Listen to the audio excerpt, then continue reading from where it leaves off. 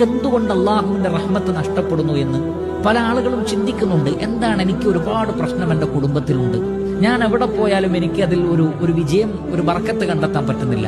അത് കച്ചവടത്തിലാകട്ടെ, ആരോഗ്യത്തിലാകട്ടെ, മറ്റു വിഷയങ്ങളിലാകട്ടെ, എവിടെയൊക്കെയോ എനിക്ക് അള്ളാഹുവിന്റെ റഹ്മത്ത് നഷ്ടപ്പെടുന്നത് പോലെ പലർക്കും തോന്നുന്നു.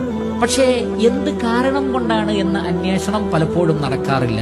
അതിൽ വളരെ പ്രധാനപ്പെട്ടത് നമ്മൾ സമസൃഷ്ടികളോട് കാരുണ്യമുള്ളവരാണോ എന്ന് പരിശോധിച്ചാൽ മതി. നിങ്ങൾ എങ്ങനെയാണ് നിങ്ങളുടെ ഉമ്മയോട് ഏറ്റവും വലിയ കാരുണ്യം? എന്ന് പറഞ്ഞ എന്ന് പറഞ്ഞ ആ കാരുണ്യത്തിന്റെ ചിറക് നമ്മൾ താഴ്ത്തി കൊടുക്കേണ്ട ഉമ്മയോടും ഉപ്പയോടുമുള്ള നമ്മുടെ സമീപനം എന്താണ്? അതിലെ ചെറിയ വേരിയേഷൻ മതി ജീവിതത്തിലെ മുഴുവൻ റഹ്മത്തും എടുക്കപ്പെട്ടു പോകാൻ. ഉമ്മയോടും ഉപ്പയോടും കാണിക്കേണ്ട കാരുണ്യം കൃത്യമായി കാണിക്കാത്തവർക്ക് രക്ഷപ്പെടാൻ കഴിയില്ല.